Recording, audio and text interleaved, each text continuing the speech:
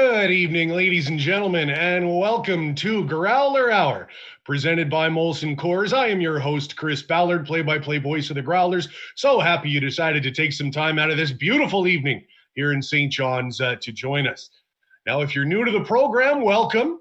In a nutshell, Growler Hour is it's interactive. It's a talk-based internet talk show where we're going to speak with the Growlers. We're going to have special guests on the show to talk about Newfoundland, talk about hockey, and just talk about whatever's hip on the day.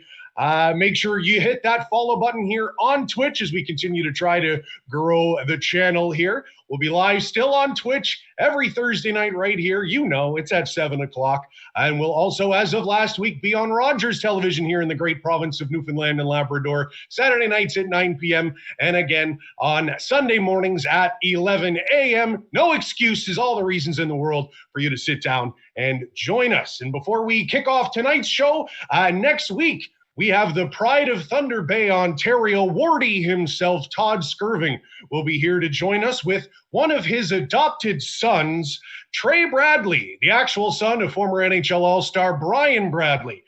Those two will be on the show. We're tinkering with the idea of having another three-way interview with those guys, but we will wait to next week to figure that out. But hey, let's get on with the show. In the second half tonight, we'll catch up with Growlers head coach John Snowden. But first, please welcome a very special guest live from the set of In Conversation on Sportsnet. You may know him from Rogers' hometown hockey. Ron MacLean is here to join us. Ron, thank you so much for joining us. And you're looking dapper this evening, very well dressed. Yeah, thanks, Chris. I have lots of kit swag, I guess they call it nowadays, from the Growlers. And what a story. We were there for Rogers' hometown hockey and celebrating the victory a year ago and the hot streak this year, and proud to represent.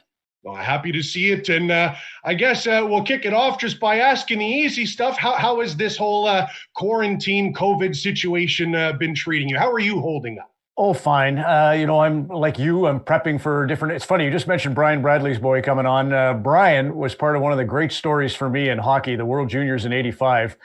He was on a line with Adam Creighton and Jeff Jackson, who's now a player agent, represents Connor McDavid, among others. So that was the line. But Jeff Jackson had just been out in the critical game for Canada. Jackson's just killed a penalty. He comes off the ice and he can't go back out. So they put Wendell Clark, who'd been playing D, on wing, and Wendell scores the goal that wins Canada the World Junior Championship. And that was Brian Bradley.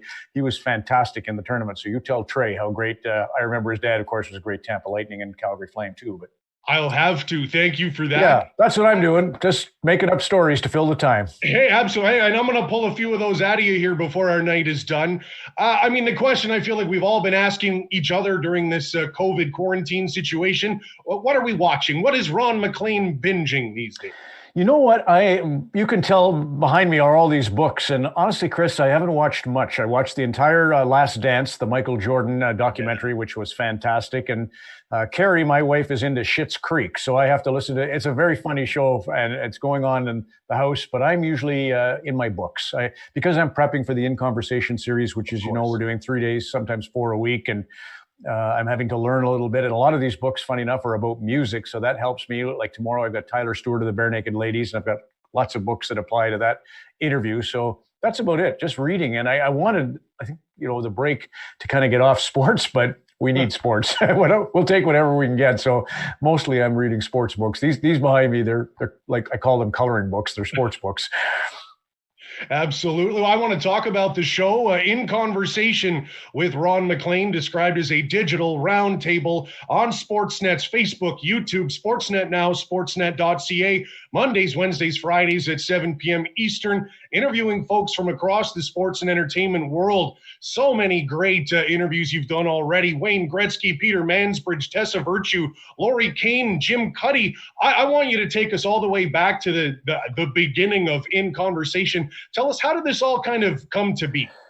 That's a good question. I believe Joel Darling, an executive producer with us at Sportsnet, was the one who created it, but it could have been Jordan Banks, Rob Cortier, a couple of other names I'll just throw out there. Anyhow, they had the idea, and the only thing that I kind of brought to the table is let's be diverse. Let's have as much as possible men and women so that it's really fun. Like when we had Laurie Kane on with Adam Hadwin and Mike Weir, now you're getting both sides of the great golf story. You and I, of course, met at a Canadian LPGA championship. Right. So I loved the chat, and I loved, like, tomorrow night it's Tyler Stewart and Megan Agosta. That first show when I had Wayne Gretzky and Haley Wickenheiser, Haley has been just unbelievable through COVID-19, whether it's through the tragedies in Nova Scotia. She's working in emergency here in Toronto. She's training to be a doctor. She's in her third year at a certain part of the program. So they've been tasked with going into ER and helping out. There's such a demand for people. So here's Wayne Gretzky saying, I'm embarrassed to be on with her. I'm sitting in 72 degrees in my backyard in Los Angeles, and Haley Wickenheiser's in emergency. So what a memory that is. Oh, absolutely. Well, that kind of leads into my next question. I know you've had a lot of really cool, unique conversations. Any particular story that has really kind of jumped out to you that maybe you didn't know, or do you have a favorite moment so far? Like for me, during your Jim Cuddy episode, learning that he had a chance to play with the band that wasn't really a chance to play with the band was such a cool story. What's been your favorite so far? Well, for the viewer, that story is, it was at the Juno Awards in 1989. The band were going to be honored into Canada's Rock and Roll Hall of Fame, or at least call it the Canada Hall of Fame, at the Junos. And the band was being inducted, and Robbie Robertson was having a spat with Levon Helm about music rights. So Levon said, I'm not coming.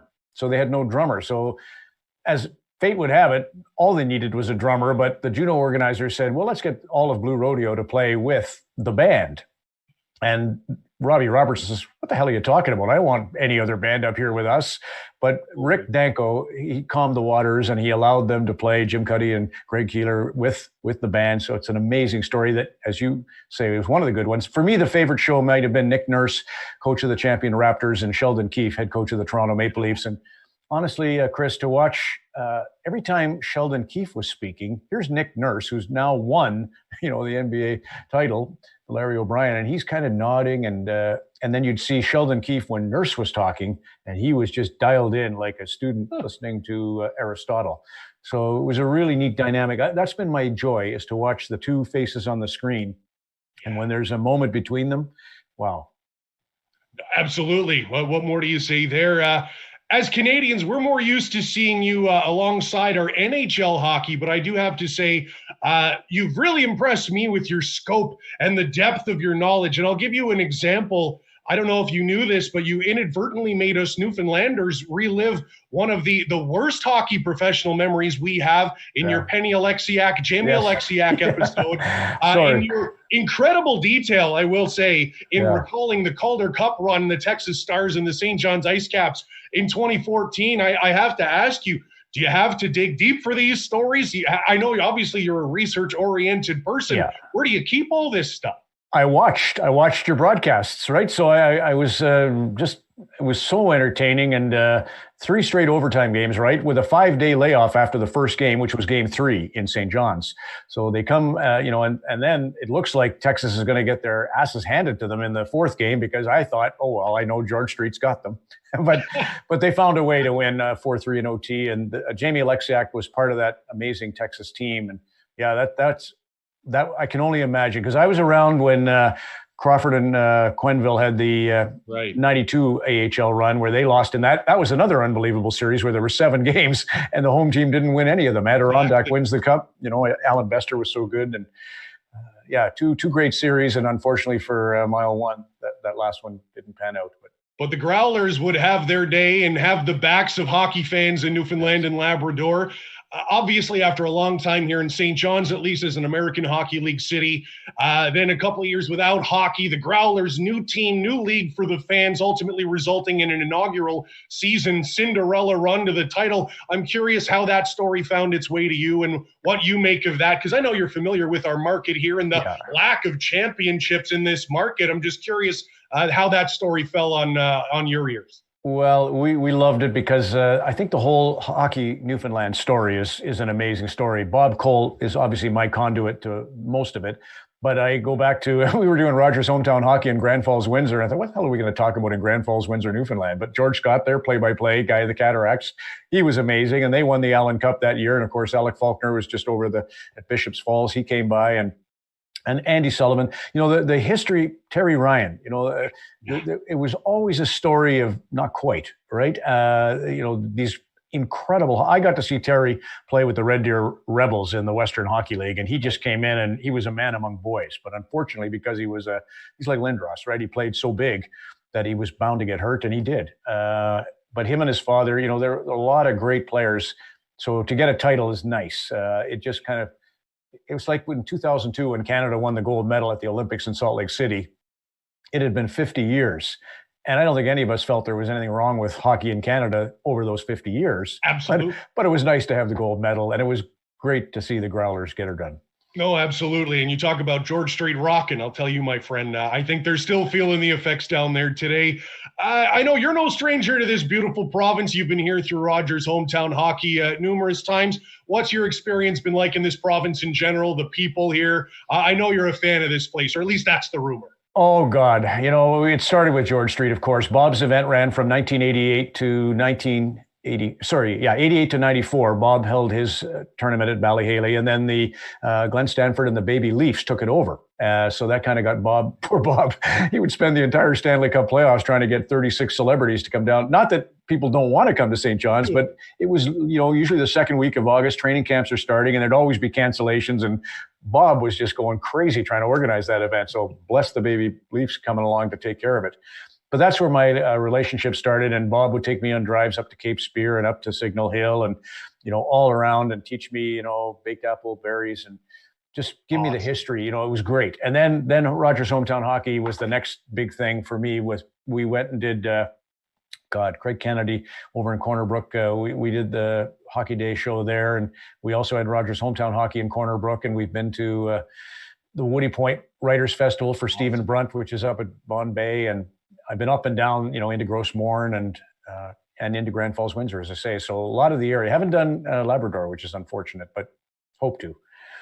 Absolutely. And no doubt your hockey knowledge has been very deep, but I'm curious how much interaction or experience you would have had with the AA, the ECHL level. We're so used to, again, having our serving of Ron MacLean alongside our NHL hockey on Saturday nights. But I'm just curious how deep that knowledge runs and how much of that might be ECHL. I'd be lying, Chris, if I said I'm on top of it. I find it hard to keep on top of the NHL. Sure. Truth be told, I often admire a lot of our gang will, even Tara, my co-host on Rogers, has to do the draft, the NHL draft. So she's keeping an eye on the Memorial Cup run and all the prospects. And I do vicariously live through my colleagues. But for me, as you might know, Chris, my sort of take on my role at Hockey Night isn't so much the insider as a little bit storytelling, history, ways of saying things that are, like you're trying to tell this viewer that's going to be a big game tonight for the 1,000th time in a row.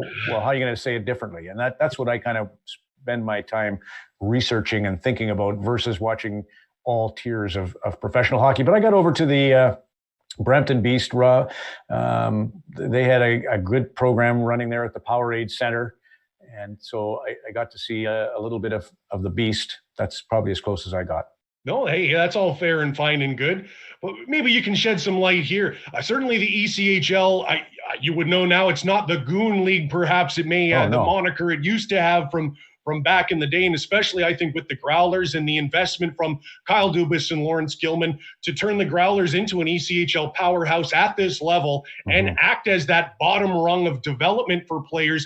Do you see an evolution even in the ECHL conversation that perhaps makes its way to you that, hey, this is not your dad's ECHL? Do you get that vibe from the conversations you have? And I think it's that you've seen this whole transformation of hockey in general. It's a skilled game. It's a younger game. But having said that, you really need experience to teach. So that's where when Adam Party comes back and is around the team, and when Ryan Clough is around the team for half the season, and John, did a great job. So that's a big part of the, the farm system has to be huge now, because there's they say 27 is the new 32. At 27, you're nearly done. But by the same token, because the salary cap, in Toronto's case, they have so much tied up in Marner and Matthews and Tavares and Nylander. Now you're going to need somebody that's can play for $1 million. And that player is bound to be somebody off the Growlers roster. You're going to go find the best player in Newfoundland and realize that, well, he can play. They all can play. It's just a matter of some are buried because the scouts, got involved and wanted to curry favor with their own selections. And sometimes it's just a matter of a kid getting buried by somebody down in a city, in a small town circumstance, but that's rare. Everybody knows that the hockey's good. And I used to referee in years gone by where it was a little bit a goon fest, but it was called the Colonial or the United Leagues that I refereed in the 90s. Bruce Boudreau was a coach. Marty Howe was a coach. Wayne Maxner was a well-known Ontario coach, was coaching in the league. And even there, I would marvel at some of the skill that I would see. So there's a lot of good hockey players. It's like, from working at the golf. I'm going to get to that, actually. Yeah. So you and I told the story to Ron off air. The first time we ever crossed paths was not at all in a hockey rink, but on the golf course. In 2011, I had the good fortune of working with Golf Canada. I got to work the Canadian Women's Open at Hillsdale, just outside of Montreal, which leads me to this. Ron, what do you like to cover outside of hockey? I told you that's my favorite outside of hockey. It's chill. There's not quite as many temper tantrums over showing allegiance to one team or another, as we're pretty passionate about our hockey. So I get to relax a little when I do the golf. And I always remember Jim Nelford. The first time I did golf was at Summerlee over Montreal way.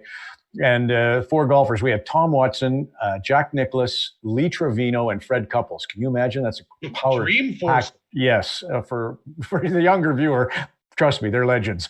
So the 4 golfers tee off, and the guys hadn't done golf since the 73 Canadian Open, and they're kind of a little bit all over the camera and sky, and they find the drives. Now the second shot on a par 4 is happening, and they lose the ball.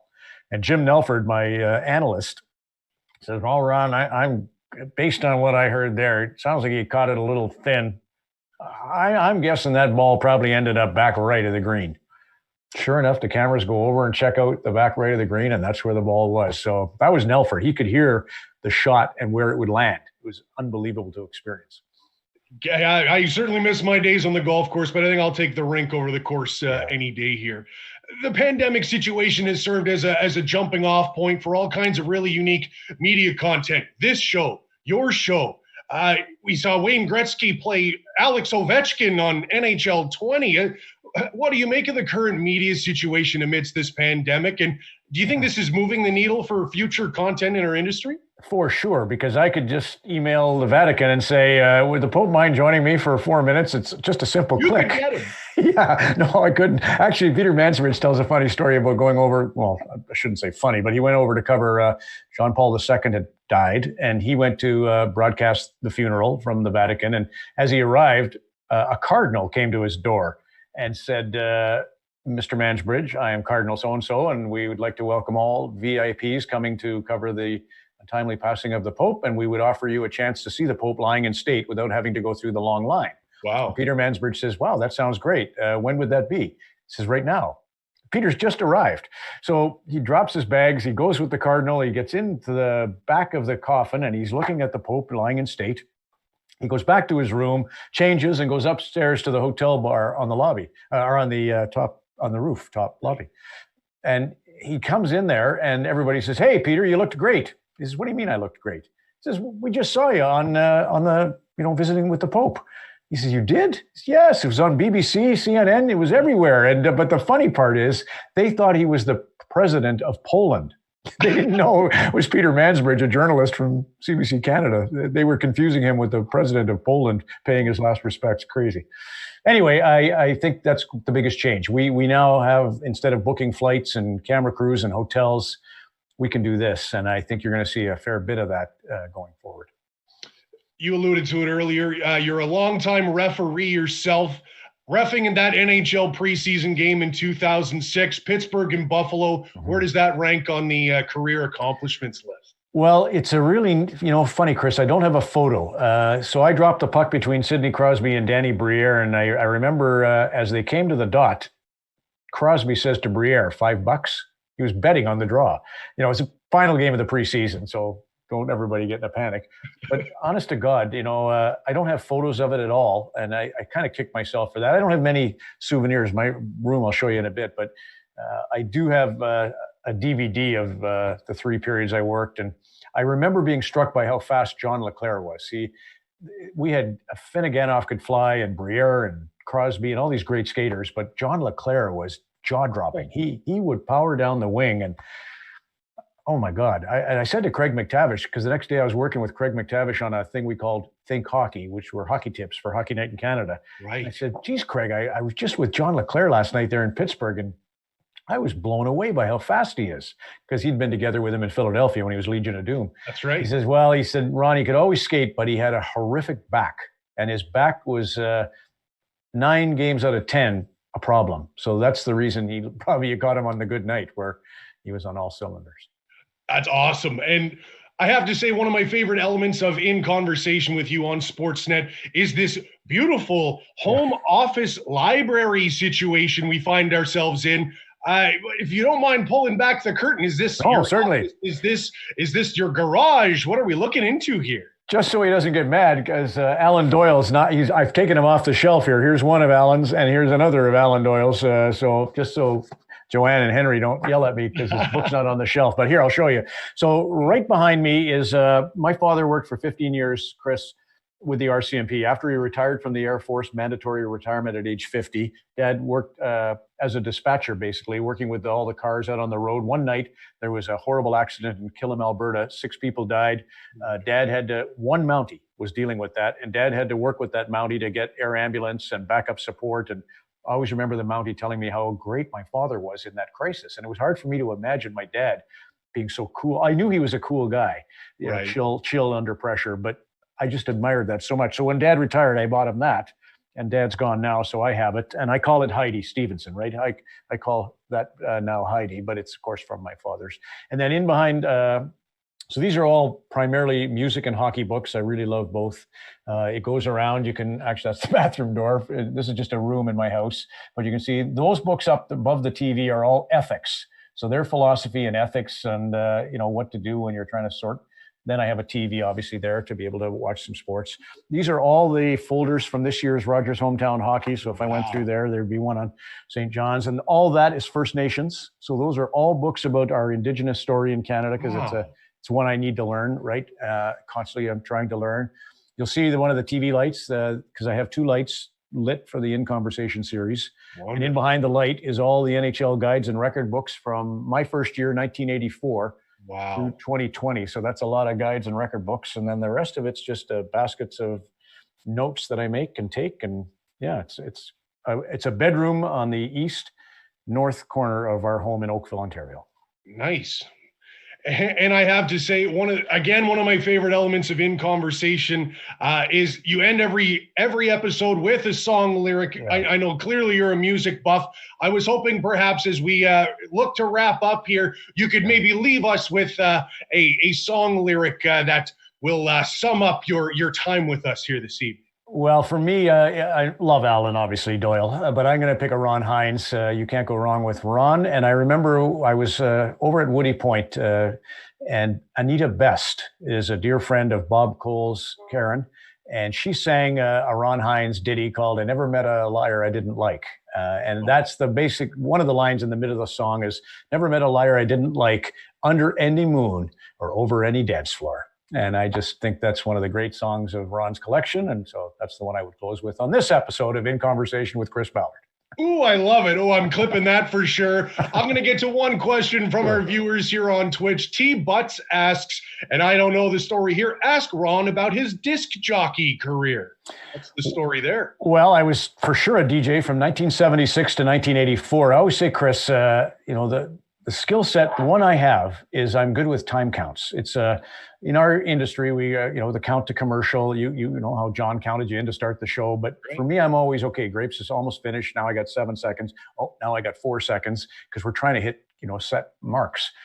Radio DJing was fabulous for learning that skill, because you introduced every song. There was a bed of music before the vocals, and you would speak over that. So you kind of knew what a 4-second bed of music versus a 14-second. Right. Versus like Santa Esmeralda's Please Don't Let Me Be Misunderstood had 47 seconds before the lyrics.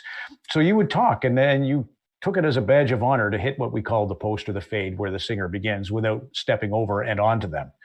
That's what I did from 76 to 84 at CKRD in Red Deer. And I learned a lot about communication then. You will never hear me say hello Canada or hi everybody. My boss, Wayne Barry, taught me 1-to-1. It's just you and Chris, or you and the viewer. I like that. And that, yeah, he had lots of great wisdom about preparation and universals, and that all happened in Red Deer. So I was very lucky. I felt, I was there 9 years, and I thought, gee, I'm not getting anywhere. And then, like in the space of 2 years, I was on Hockey Night in Canada. So be patient. I guess so. And maybe one more thing, and this is a question for me. Maybe you can help me out as a broadcaster and a former and current referee. I'm awful hard on the refs, and I get real wrapped up in them some games. There's only one ref in the ECHL. Yeah. How do I dial it back here, Ron? Broadcaster to broadcaster. It's hard because you have a vested interest and you have empirical knowledge that's on your side. So you do know when something, but I think, only time I would ever criticize a referee, and I would even be careful about this because some do it with honey and some do it with vinegar. I chose honey, but I didn't like showboating. I've had a hard time moving into the New World Order where celebrations are now considered cool. I always felt sellies were, rubbing it in their face after you've scored is the worst thing you could do. It's not virtuous, but I've lost that. We need the showbiz sizzle.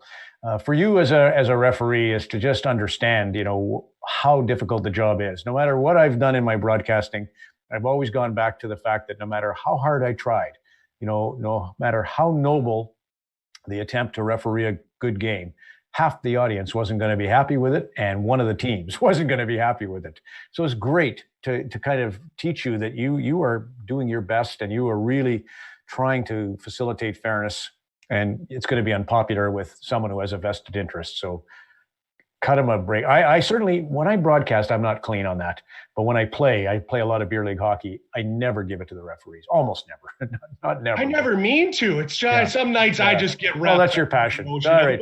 Passion will have the final deed. Yeah, passion will have the final deed. It's okay, Chris. We'll love you for the passion. J123 here in the chat's asking, since he's a hometown favorite here, Bob Cole, what's your favorite Bob Cole moment before we let you? God, I could give you a gazillion of them, but I'll just say the compliment, Bob.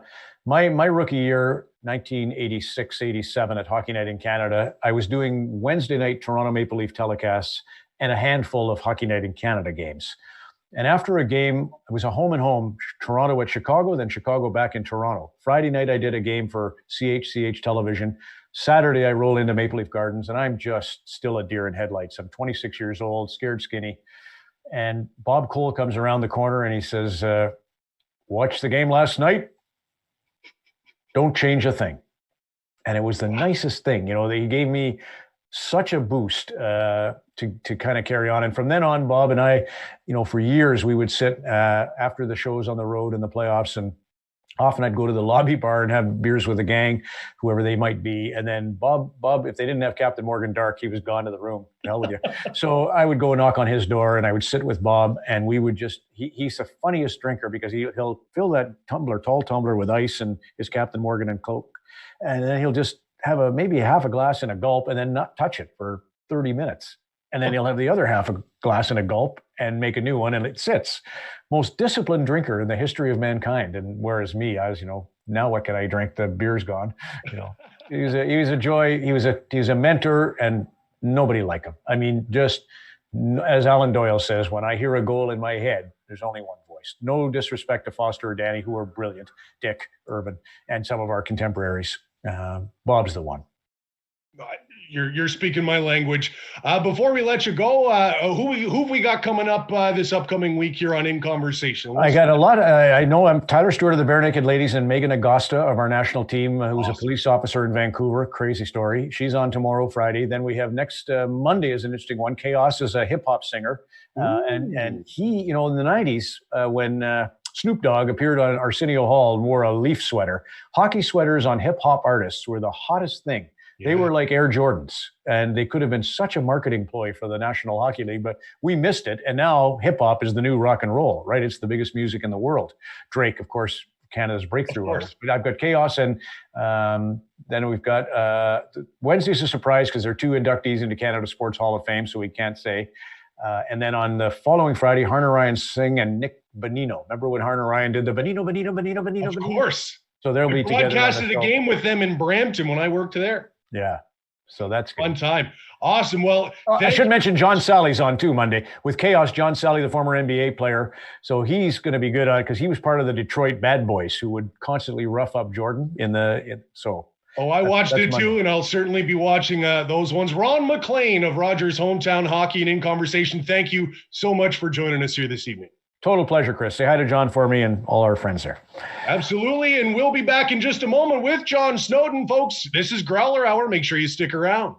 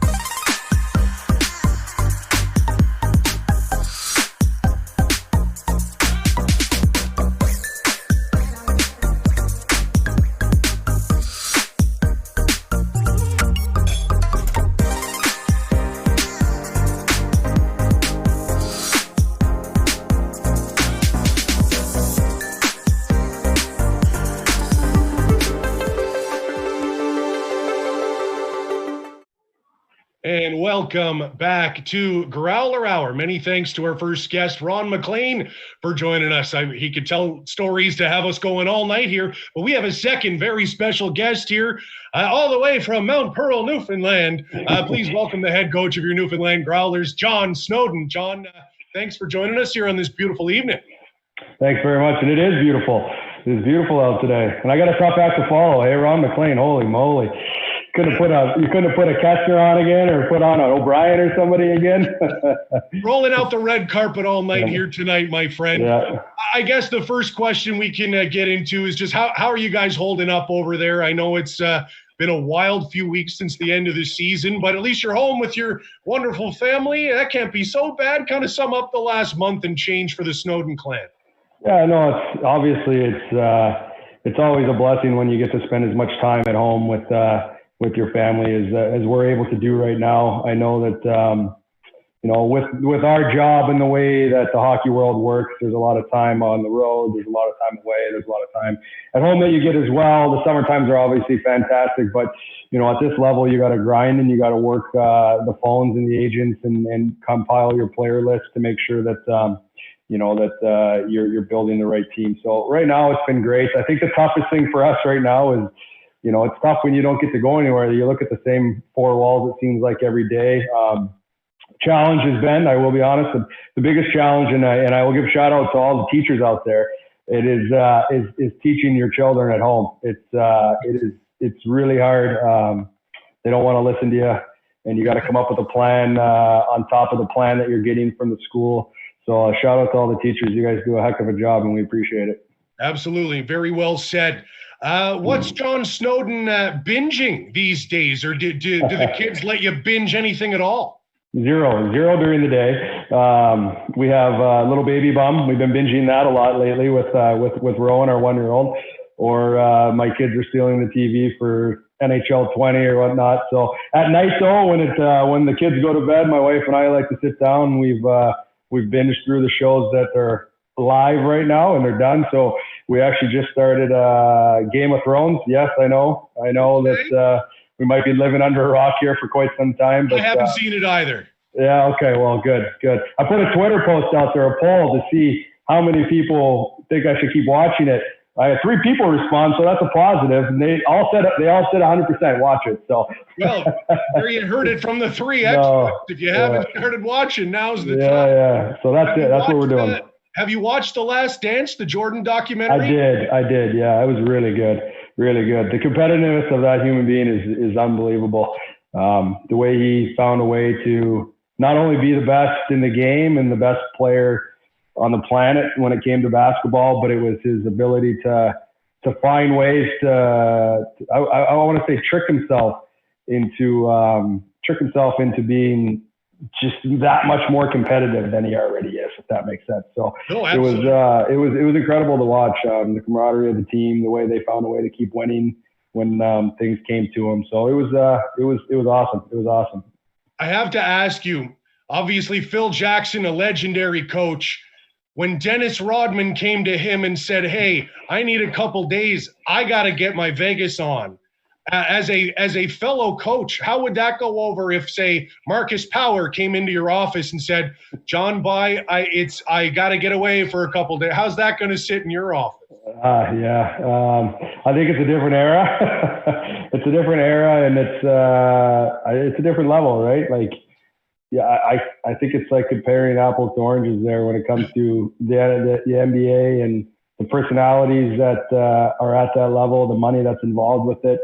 I do have to give them credit, and I think it's important to empower your players and give them the freedom and the ability to feel like, you trust them. And then if you look at that, he goes to Vegas, he comes back and he plays out of his mind.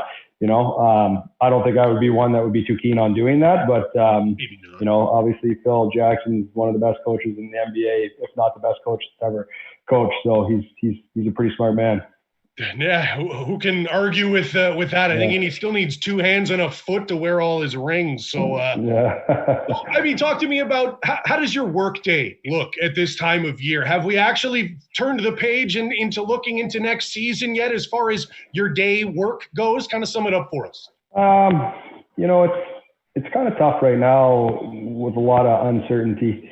Obviously, for the way we build our team is going to be much different than let's say any other team in our league. I mean, there are some teams that have a lot of contracted players, but let's just say Greenville, for example. I'm just using that as an example. We're going to get 15 to, at one point last year we had 19 contracted players.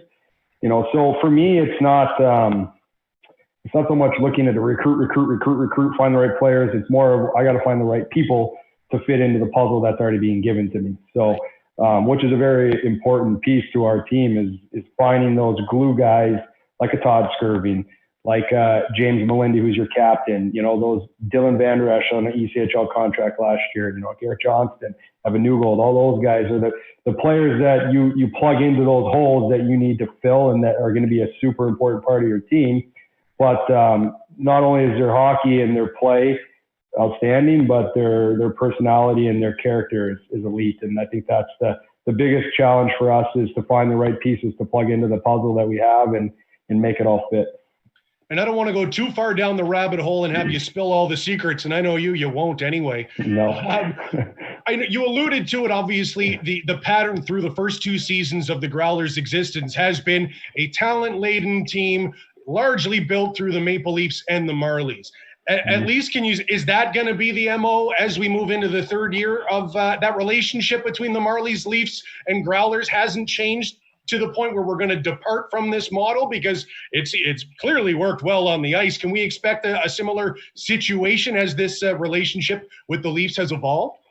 I mean, I can't speak for what they're going to do. Of course. At the end of the day, that's they make the decisions on that. I can give my input and my 2 cents, if you will. I don't foresee it changing. I think the pandemic that we're in right now is going to change a lot of things for a lot of minor league sports and how things are done. I don't think it's going to be spend at not just with the Maple Leafs and the Marlies, with any organization, because you got to, when you're in a shutdown as we are, and you're not drawing any money or revenue in, then you really got to make sure you're not spending money the wrong way, and you got to make sure you're spending good money. So I don't foresee it changing a ton at all, if any. Like I said, I can't speak for what they're going to do and the way they're going to go with it. I think we've done a really good job over the last 2 years of putting a good product on the ice. I think we've also done a good job at taking players that as young as we are and developing them into players that have the ability to step in and play in the American League. And then in Christian Rubin's case, get an NHL contract 2 years later. So, that's the one thing that I will say is it speaks a lot for the process and the model that the Leafs has set out, is that you could take a guy like Christian Rubins, who started with us last season, and not this last season, sorry, our first season. Yeah, I still say it too. Yeah, signs an ECHL contract, and then a year and a bit later, he's playing full-time in the American League the following season, and then he's under an NHL contract after that. So it's one player like that makes it work, and that's what it's worth. That's why it's worth it. It's that one player that maybe no one saw it in. We found a way to develop him and continue to help him progress, and obviously he took it upon himself to do the right things to become the player that he's become, and we're close. We're close to seeing him find a way to play in the NHL. Yeah, no, that's certainly great to see, and he's a good kid too, so certainly well-deserved on his part. I want to take us back to this season that was. The pandemic may have robbed us of a conclusion to this season, but that doesn't take away from the great work you and your staff did with a great group of players on the ice this season. So I want to give this season its due, and I want to talk about it in broad strokes. What will you remember most, aside from the pandemic of it all, about the 2019-2020 ECHL season?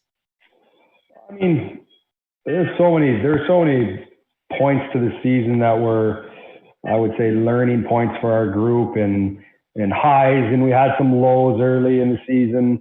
But I think, as a whole, it was the ability to take another group after winning a championship with different faces and different people. And I think we got younger than we were last year, and to mold them into the team that we wanted them to be as a staff, but they wanted to be as well, which is super important, that we don't just focus on what we want. We also want to focus on what they want, and they do that. And that's I think the brilliant thing about the way that we've been able to put a product on the ice the last 2 years as a team, is that we've had really good leaders. We've had really good glue guys that live the culture every day, right? Like, the big thing for us is, like, we're going to give you an identity. This is how we want us to look. This is the culture that we want to live in. And our staff, with myself and Daryl Williams and Paul Dagg and, Merrick Benda, the goalie coach, and then you got Kachi and you got Neil, we live it every day, and we have to. We can't take time off of it, because if we do, then the players see that, but they buy into it. They like it. They want it. And our leadership group makes sure that they buy into it, the new guys. And that's the big thing that I think you can take away, is that we started out slow. We started out like we did 2 years ago. We started out 500. We didn't play great on the road. We had some teams that played us hard. We didn't respond very well. And then all of a sudden it clicked in. We became a group, became a team, and we started to play hockey. went on a streak, did a lot of really good things during that, stretch towards the middle of the season. I thought we were playing really good hockey again at the end of the season. So those are the good things. It's just great to see talented players that as many as we have, take different opportunities within the game, right? I mean, they're going to look at it. Hey, maybe I'm not a top 6 guy right now, or a top line guy, or a power play guy, but I'm going to find a way to make an impact every single night. And they don't complain. There's no whining about it. It's like, this is what I'm going to do. This is how I'm going to make an impact on the game. I'm going to buy into the system. I'm going to buy into the structure. I'm going to buy into the culture of this team, and we're going to keep going the right way. And I think that's the big thing that I want to take away from it. How has the relationship with the Marlies and the Maple Leafs changed, say maybe from the championship year rolling over into this second season? I know development is at the top of mind with the Maple Leafs, but I'm sure winning a championship made it a nice and rosy relationship heading into this year too. Well, I think, obviously anytime you're able to win, and especially with as many players as we had in the lineup from the Maple Leafs and the Marlies, it's always going to help. But I think the biggest thing, and I'll hammer this home, and this, Ballard, I mean, we talk about this all the time, is that, our job is to help these players grow as individuals away from the rink. That's right. You have 19, 20-year-olds. We had Sapego and Zukov. They're 20 years old this year. They're young guys. So we gotta teach them how to be pros. We gotta teach them how to be men. We gotta teach them to live on their own. As well as making sure that they become a better hockey player every day and a better person. So, I think winning was great, but I think it's the care that our entire staff and organization gives to these players while they're here that I think really bonds that relationship that we have. And they care, right? They're here. Like, they fly here. Mike Dixon's here. Lawrence Gilman's here. They're watching the games. They're always around. Scott Pellerin from development is here. You saw when we were in Brampton, we had Pelly and we had Nick Antropov on the ice. So they're fully involved. They're fully immersed in it, and the players see that, and that's what it's all about. Well, absolutely. So again, in talking about this year's team, I kind of want to go position by position and kind of pick your brain on what made that group special. I mean, starting with the goaltenders, we had the emergence of a guy like Parker GAHAGEN, started the year in the SPHL and ended on an American League deal. Great story there. Did a great job with Angus Redmond, a non-Leafs contracted guy. I know you're almost caught in the middle a little bit there. He had one of the longest win streaks in ECHL history, and you have all the talent in the world in a bit of a project like Maxim Zhukov. I mean, that's 3 great options to have between the pipes in the year that we had. Yeah, no, it was. I mean, we were very fortunate. If you really look at the picture of how we started, it was Zukov and supposed to be Ian Scott, and obviously Ian had some issues that kept him off the ice here for some time. And then we had Patrick Munson started the season with us, and then we had to kind of mix match it together as we rolled. And Zook's really young goalie finding his way in the pro game. I thought he made a lot of really good strides this year. I thought it was a little bit rocky at times, but he found his way through it. He bought into the process. He started to really come around and show the talent that he really has towards the end of the season. Parker GAHAGEN was just luck, right? Like, unbelievable story. Yeah, it is. But I mean, he was arguably the best goaltender in the country 2 years ago, or 3 years ago it was, right? Like, but he played at Army, and he had obligations that he had to fulfill. And, he was a Richter finalist and a Hobie guy. So, there's something there, but something there 2 years ago, in order to come back and play at the level that he played at and find himself in the American League, I'm not shocked. I lived with him every day. I was in the room with him every day. The process that man goes through it's something I've never seen. It's the most elite preparation and, willingness to learn by failure and master his craft. It's really incredible the way he approaches every single day. And it showed on the ice.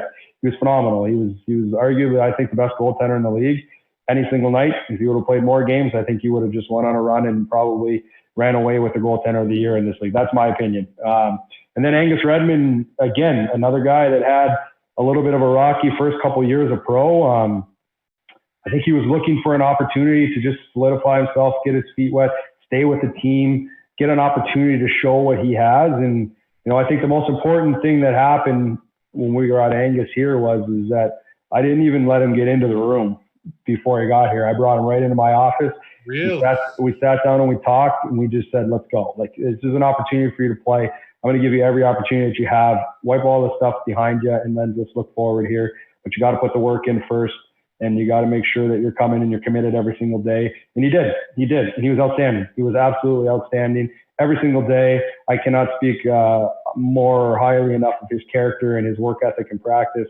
It was another great story for a person that was trying to find his way in the pro game. And I think he really turned a lot of heads this year and showed that he belongs at this level, and he was an elite goalie in our league this year.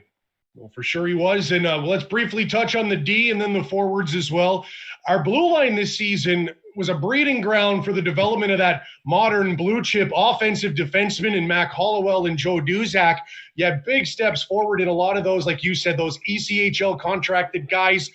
Evan Newgold, Garrett Johnston had a massive season in that role. You had a veteran like Michael Kapla, still guys, Evan Newgold, James Melindy. Like you said, Sergei Sapego, and to be as good as he is at as young as he is, not to mention the fact that his English is still coming along, let's say. Yeah. And you still had latecomers like Gendron and Bork, a lot of different faces compared to last season's blue line. I don't think I missed anyone. Tommy Panico, can't forget him. I mean, that's a great blue line again this season, even though it's so different from last year. Yeah, absolutely. Last year, or 2 seasons ago, if you will now, we were built differently, right? We were big, we were strong, we were heavy. You couldn't get inside against us. We got you up against the wall, you were dead. We owned our net front. You had Party, you had Rubens, you had good Branson, Jardine, Melindy, Johnny, Newsy. Like, all those guys are big, strong. Like, they're hard to play against players. This year we had a way different look. We had elite puck movers with Joey Duzak, Mac Hollowell. We had, obviously Michael KAPLA when he was given the opportunity, when we had some call-ups to play in those power play minutes and playing those top minutes, he was outstanding. He has every tool to play at the next level that there is. And then, like you said, Garrett Johnston emerged as, taking the next step. It was the one player I think took the biggest step in his numbers and in his game in general is Evan Newgold. The jump that he made from when he started with us, when he was fighting to be in the lineup every single day, to the way that he emerged this season as being a steady defensive defenseman. He played hard. He defended the right way. He jumped into the offense when the time was right. He did a lot of really good things. It was good to see. He's a great kid. He puts in the work. He cares about himself. He cares about his game. And he cares about the team. So that was great to see. I think guys like Tommy Panico came a long ways too. He didn't play very much last year in Worcester. Was spotty in the lineup at times this year, but he put the work in, never complained, never said a word, but just continued to work. And, he was at the end of the season, he was playing every single game. He was the first guy over the boards for the penalty kill with Evan Newgold.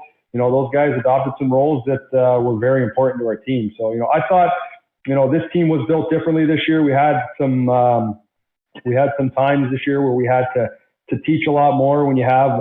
If you look at Hollowell, Duzak, Sapego, even, like KAPLA, they're playing some roles that they're not used to and playing in different minutes. I think it was really important. They're playing against bigger, stronger guys when it comes to the Duzak and Hollowell and Sapego that are rookies. I think that was those were all important things to continue to teach it the right way. But the best thing, like I've said with all of them, is they were willing to learn. And if you're not willing to learn, then you're not going to find a way to get better. But they were willing to learn. They listened. They watched the clips. They asked questions. They asked the right questions. They listened to the answers. They debated if they thought it should be different, and we came to a conclusion. So obviously it was a little bit different, but it was great. But the biggest thing that we had back there every single day was Mel, right? Mike Melindy's he's the staple. He's the rock. He's the voice of reason. He talks to these guys and he helps them understand why and what. And he's not looking to jump in the offense like those guys are. He sees it from a different point of view, and he really helped a lot of those guys come around when it came to learning how to be a pro. And on the forward side of things, another group that could just flat out score. Where to start? Justin Brazo, Colt Conrad, Riley Woods, Trey Bradley, younger again, like you said, than the core of last season. big development returning guys. Scott Pooley earned his call-up. He may never play a game in the ECHL again. Giorgio Estefan was a stud down for us. Matt Bradley, Zach O'Brien, Marcus Power, plus those ECHL contracted guys. These guys have to play every role, and the guys like the Dylan Van Der Esch's and the Todd Skirvings could do that. First line, I remember Vandy looked great when he had to play on the first line, but he's a great checking forward too. I mean, that was such a wonderful puzzle that we put together on the forward group. I mean, what can you say about that unit? I mean, they're all outstanding players. I mean, you went through them all, and they all bring similar things, and they all bring some different things. But the one thing that they brought every single night was their competitiveness, which is the biggest thing. They also brought the willingness to take a step back, to take a step forward, if you will. You know, Justin Brazo had 61 goals last year in the OHL, and there was times where he was not playing the minutes that he probably was used to playing. You know, Trey Bradley was in and out of the lineup early, and he was a star at Colorado College. And, you know, Riley Woods was a stud in Spokane, and he was playing limited in and out of the lineup minutes to start, but they all stuck to the process. They found a way to get better every single day. Their mentality and their mindset was, I'm going to get better. I'm going to put in the work, and my opportunity comes to solidify myself in this lineup. I'm going to take advantage of it. And every one of them did. And we had a lot of changes this year. I mean, we had so many roster changes. I try to keep the one like coaching thing that we try to do is keep things, you know, we want to keep things alike. We want things to stay the same when it comes to the way we feel we're playing with players, and, you know, with the amount of changes that we had to make this year with call-ups and injuries and stuff like that. And for the guys to continue to score at the rate that they did and be so hard to play against was impressive. We had outstanding guys all around. We had guys that stepped up in different roles. Thought Matt Bradley did a good job at stepping up in more of a leadership role this year. You know, being more of a voice. I think Giorgio Estefan came a long ways from the year before. Obviously, we know what he can do when he has the puck, but what he can do without the puck, you know, and his voice in the room as well, taking on that leadership role as young as the group is. And, you know, O'Brien was O'Brien. I thought Marcus Power made a big jump this year. He's scoring more. I think he played with a lot more pace this year. You know, I could touch every single guy on the team, and I'm going to tell you, I thought they did a heck of a job. You know, Dylan Van Der Esch and Todd Skirving, knowing that I might not play every single game, but when they play, they make an impact on every single facet of the game.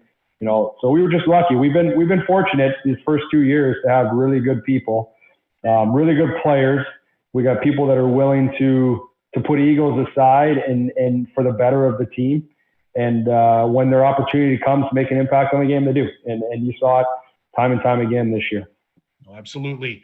I want you to take me back to that, what ended up being the last day of the regular season. I know you and I were in contact early about the bus pulling out of Brampton. We delayed it, and ended up booking a flight to come home. I mean, certainly maybe one of the more unique days of my career. I'm sure you'd say the same thing.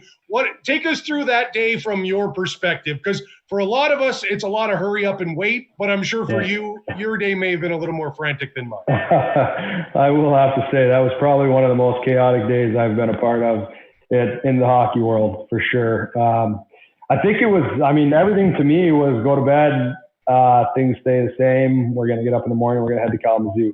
But the minute the NBA pulled their players off the court, I knew this was going to be an absolute fire sale. So we made about, I was on the phone essentially from midnight until, you know, I don't know, when did we fly out the next day?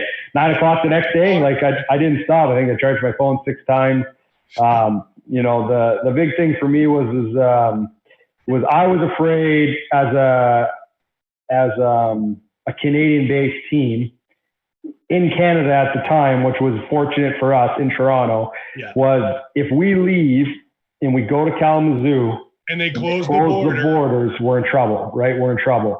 Not only for the players in the organization when it comes to cost and finances of finding a way to get us home, stuck in a hotel, who knows how long it can be, you know, all that stuff that goes with it. But we all have families at home. We don't want to get stuck there. We got to get home. So it was really chaotic. It was a tough day, talking to the league, talking to management, talking to ownership, talking to Toronto, talking to the players, talking to the staff, just making sure that we're all on the same page and understanding that this is going to be tough. And I'll be honest with you, at one point, if they weren't going to pull us back and say we're going to postpone games, like I was to the point where I don't think we were going to go. Like I was going to talk to, I didn't think it was the right thing to do. I'm not going to say that it would have happened, but at that moment, I couldn't see any positives in us going and being stuck in the States. And it was just a bad situation. I mean, at the end of the day, we're the only team in the ECHL that has to travel the way we travel.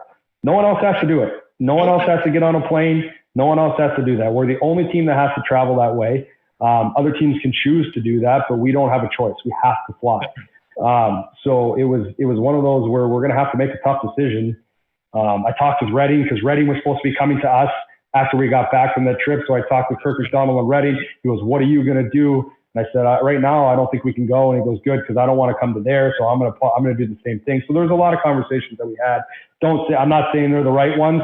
They're just panic conversations because you don't know how to handle the situation. But it all worked itself out. But it was a chaotic day. It was really chaotic. You saw it on my face. I mean, geez. I was afraid to talk to you, man. You're a very intense personality. And on a day like that, we were in constant conversation. Yeah. Crew and I dreaded seeing that you texted me. I'm like, oh God, no. Yeah. So you terrified me on this particular day. Yeah, it was just, and I got to go to you because we got to make sure we can stay in our hotel room and they're not going to kick us out. I know. There's a lot of things, right? Like, for all of it. Thankfully, it's behind us. But thank you for being good at your job that day. I appreciate that. One day. Oh, you're good every day, Ballard. I appreciate that. Yeah. I have to ask. Thankfully, you said that because I'm about to ask you a really tough question. Do you resent the fact that the season was canceled, knowing that the team was defending champion and looking real good and peaking at the right time, heading towards the playoff run? Did you get mad at that? Are you still mad? Are you frustrated? Let it out. Do you resent it at all? No, I can't. You can't resent it. You can't be mad at it. There's a lot bigger things going on in this world than hockey right now. For sure. The biggest thing that I'm happy with is that every single one of our players are home and safe. They're with their families. I'm home with my family safe. You're home with your family safe. My staff is home with their families. At the end of the day, that's all that really matters. Hockey's just a game. At the end of the day, we get paid to play a kid's game, and it's pretty awesome. So yeah, it would have been nice to get into the playoffs and see what we could have done. Sure. But it's not worth what other people are having to go through and seeing our nurses and our doctors and our frontline people working the way that they're working and sacrificing way more than we're sacrificing right now to make sure we get this under control. I think it would have been nice, but it's there's zero resentment. There's way bigger things in the world right now than hockey, that's for sure. Because I'm still resentful and PO'd, so I had to ask the question. I'll let you wear that weight for me. I'm not gonna, because I think it's I just said, too many big things going on. No, absolutely no, and that's the right attitude to have. What can I say? But I have to give you credit because you for so long, for 2 years, you've done a great job keeping the players dialed in and on the straight and narrow and so locked in so often, and that attribute is obviously coming from yourself. So much so that during the season, I find you're a tough egg to crack sometimes. Not that I'm not going to say you don't let me ask questions because you don't editorialize my job. I have a job the same way you do. But you do say, Ballard, I'm not talking about this today. I'm not talking about this. And you're within but today, your day has come, my friend. Today, we'll ask all the questions I never get a chance to ask you in the season. And it's good to start with this season, the 19-game home winning streak. I know you didn't pay a ton of attention to it as we were building up. When did it finally find its way to your radar? And what do you make of it now that the dust has settled? Well, I mean, at the end of the day, I tell you that I don't pay attention to it a whole lot, which in reality, I honestly don't. But I have, it's everywhere. I mean, you put on Twitter, you put on your social media, you guys had it everywhere, which you should. That's the way you market it. It's an important thing. It's a historic event. In our league, I didn't really pay attention to it when it came to, if we were going to beat it or not. I just wanted to keep things the same because we were playing so good. And it wasn't, even when we started bad or finished bad or had a bad middle, we still found a way to win. I mean, that was the biggest thing is that, we had games where we just started awful, where it was just unbearable to watch. And then, you go into the room, you reset the group, and the group resets themselves. And then you come back out there and play the way we did. To win 19 games in a row at home is hard to do. It's hard to win 3 games in a row at home against the same team. It's really hard. Exactly. And to be able to do what we did, it's a testament to the group, sticking to the process, in a lot of different situations too, right? The travel that we had, the situations that we came back from, the call-ups and the roster changes that we had, they still found a way to put the right product on the ice. And the biggest thing that I think that they did was they put the work first. And then the skill came out. They were willing to put the work in. They were willing to embrace the grind game when they had to, but they put the work first, and it paid off at the end. And the Kelly Cup run, I know we've had a little bit of chance here and there to talk about it, but I'll ask you this. Now, just about 1 year removed, does it feel any different than it did? What are our main takeaways a year later that maybe weren't so salient, on this day a year ago? I don't know if there's a whole lot that's going to be more clear, if you will. I mean, we lived it every single day, and myself and our staff with Daryl and Dagger and Merrick and Neil and Kachi, and we were so dialed in to what we were doing that playoff run, like, we didn't miss anything. Like, we didn't, I mean, if I missed it, Daryl didn't miss it, and if Daryl missed it, Dagger didn't miss it. Like, we did not miss anything. And then when we did miss and we did lose, we fixed it right away, and the players bought into it. So, I thought we were so dialed into that run. Our players were so dialed in. The organization was so dialed in. I don't think you can sit back now and say, oh, there's something different about it. But it was just, because you got to live every minute of it, and it was an amazing time. I will say that when you guys did the replay, or when I think Rogers did the replay here, right. That was the first time I've watched the game since it was done. I sat down and watched it. So I hadn't watched it.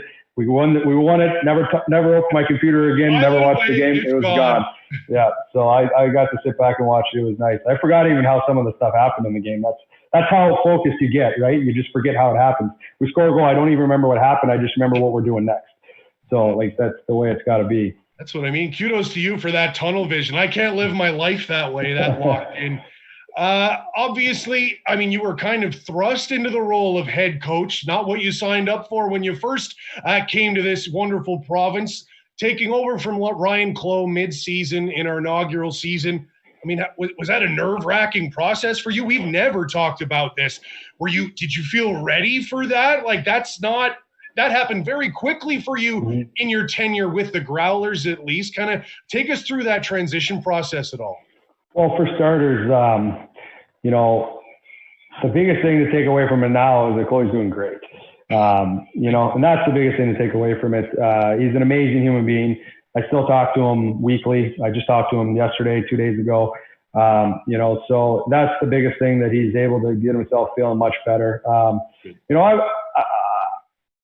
I had good people that I was able to work under for a long time in Orlando, under Anthony Noreen and Drake Berehowski, and then to start under Ryan. I mean, obviously for any head coach, that's for me, I'm not going to say for anybody, but for me, that's not how I envisioned getting a job. That's not how I wanted to ever get a head coaching job. I wanted to earn it. I think I did earn it because if I wasn't ready for it, they would never have given it to me.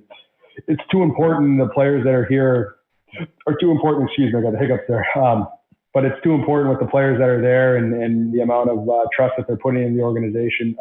But I was ready. I've been ready. I was looking to move on to be a head coach. I was just super fortunate to be with Chloe for a short time.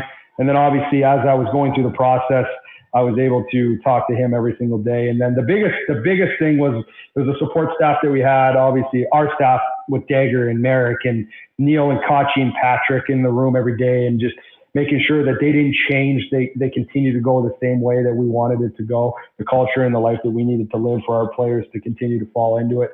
They did, but Roby and Pelly and Mike Ellis, when they came in to help us and they were on the bench, but then Daryl stepped in towards the playoffs. And I mean, Daryl's resume speaks for itself. He's an unbelievable man. Me and him have worked together now for a year and a bit, and I can't speak highly enough of what he does. The thing that me and Daryl are is we see the game the same way. but we see a lot of things different. And so I see this, he's like, what about this? And we have a lot of good conversations. We have a lot of good debates, and Dagger's in there in the mix conversation and conversing about it. And that's what makes us come up with the right plan, is that it's not always me. And I don't want it to be me, because I don't have all the answers, and I believe in empowering our staff, and I want my staff to make as big of an impact on everything as I need to. And they do that. And that's what's great about it. So to answer the question, it's not how I wanted it. Sure. It's not how I ever would. I was prepared for it. I've been preparing for it for a long time. Well, I had an amazing support staff behind me to help me through it. So it wasn't on me. I didn't think it was too big of a stage or anything like that, but it makes it really easier when you've got an amazing support staff behind you and you've got awesome players that are willing to buy in. So that's what really helped it through the first part of it. No, very well said. And let's finish it off with some lighter stuff here. We've been talking. This is the most hockey you've let me talk for. Yeah, I know. Soak it up now, Ballard, because it's going to get rained right back in when we get back to things. I know. I'm just loving this. This is going to be a 2-hour special here. Yeah. I got to ask you, how are the putts rolling in lately? For those who may not be aware, Coach here, once upon a time at least, was a heck of a golfer. We swapped putters from social distance. Yes, we did. Weeks ago there. Tell the story. How did you get into the game of golf and your background there? Because I know you could play. Yeah, so I started when I was a kid. I think I was 9 or 10 or maybe a little older than I couldn't give you a specific age. As my wife would say, I have the worst memory in the world. And I was reminded of that today when I forgot to pay a bill. So, it started when I was young. My dad was a golfer. He took me to the course. He let me play with him there. And then I just took a liking to it. It was one of those things that it was different. I wasn't really good at it right away. It's hard, right? It's hard. You play against yourself. Like it's a different mindset than the team sport, which I really liked. I just kind of ran with it from there. I put a lot of time in the summers with my training, obviously when I was playing, but I was either training in the gym, skating, or I was on the golf course. And then just kept with it all the way through. And then when I stopped playing hockey and retired from the game, I stepped away, and my wife knew how much I loved the sport, and she pushed me in the right direction of, and it wasn't. I'm not saying forced. I want to take that back. It's a bad word, because she did something that was amazing for me, and that's what she does every day. But she pushed me in the direction of the Golf Academy of America, which is a college. It's a 2-year college program. I didn't go to school. I went from junior pro, so I never got any education on the college side of things. So I went back to school when I was 30 something years old, and I got a 2-year associate degree in golf course management, did my PGA stuff, played some mini tours in Florida, and realized that the golfers were really good. They put a lot of time into it, and I got a long ways to go. So I just enjoy the game now with friends. I'm a bit of a gear geek. I'm one of those guys. I love equipment. My wife, I'm always looking at it. I'm always watching YouTube videos on stuff. She always gives me crap because I have a putter in my hand and I'm rolling putts around the house when the kids aren't there. When I was at the rink here lately doing some video for some work that I have outside with the Leafs and the Marlies, I would take a 10-minute, 15-minute break, and I had a putting course set up in our locker room that I'd go putt. And stop it. So yeah, I'm an avid golfer, and it's tough right now when you can't golf with social distancing. When there's 38 feet of snow in the yard for 9 months of the year, you can't do any of that. So, but no, I'm a big golfer. I love it. I love it a lot. No kidding. No, that's all. I love the mini putt. I love that. Putting a little course together. That's awesome. Yeah. I mean, you alluded to it. Obviously, this winter it's no secret how awful the winter was here. I kind of want to circle back to your family, because they go from, along with yourself clearly, Orlando to St. John's, and win a championship, Snowden pandemic. Yeah. We've kicked all the boxes. Is your family still even here? Yes, they are. Picked up and left yet? Jokes aside, though, I mean, is Newfoundland starting to feel like home in spite of all of this stuff thrown at you guys through the first last 2 years? Well, for starters, I'm gonna check the boxes kind of slowly as we go here on this one. But yes, the family is still here. I am extremely fortunate, but I don't say it enough. I don't, but I'm extremely fortunate to have a wife that I do, because it's not easy. It's not an easy life. She's amazing. She puts up with a lot. If you've seen my boys, they are extremely rambunctious. They have a ton of energy. They have a lot of opinions. You know, we have a 1-year-old now that's walking and buzzing around the house and seems to be on the same path that my boys are when it comes to the energy. You know, and then obviously when we go through what we've been through, you come from essentially 80-degree weather and sun every single day to what we thought was a bad winter last winter. Coming into this winter was like, oh my gosh. So yeah, it's been something that we just kind of roll with. The way we always talk about it is home is where we're at, and that's the way it is. But the amazing thing that I think about Newfoundland is it's just the people. You know, I mean, we live in the Southlands, and we have such an amazing community around us. Yeah. My boys have so many friends, just door after door after door. All their friends are right here. Everybody's like, obviously not right now, but everybody's outside playing ball hockey. And then with their friends, we became friends with a lot of great people in our community here. And everybody's so helpful, and everybody's so accommodating. And you know, that's the biggest thing. Is that's what we always say is this the people are amazing, and they're so welcoming and helpful. And you know, you really can't look past that. Well, no better way to clue up than on that high note. John Snowden, head coach of the Newfoundland Growlers. John, looking forward to seeing you again whenever that next time is. And if it's on the golf course, which I hope it is, spot me a few strokes, okay? Hey, I'll give you a couple, Ballard. We'll have some fun with it, though. Hey, yeah, well, like who do you like in the whole Tiger Phil, Tom Brady thing coming up? Tom Brady, Peyton Manning, Tiger Woods. Phil, are you team Phil or team Tiger? I'm a Tiger. I'm a gigantic Tiger fan. I like Phil. I like what he does. I don't know. Tiger's like Michael Jordan, and you know, he's just well, he lost to Phil once, but he's just so cutthroat. Like the guy just loves to win, no matter what it is. And I don't know if you've been around me enough, Ballard, but I have a little bit of that in me as well. So I've never noticed. Yeah. All right, so, that's gonna do it here for us. That's the show. Thanks again for tuning in. Don't forget to follow us right here on Twitch. Every Saturday, we're back on Rogers, 9 p.m., Sunday mornings at 11 a.m. Special thanks to our guest tonight, John Snowden, Ron MacLean. Thanks to John Long and Kenny O'Leary back at headquarters. Don't forget, next week, we've got Todd Skirving and his son, Trey Bradley. I'm Chris Ballard. Thanks again for joining us here. This has been Growler Hour. See you next week.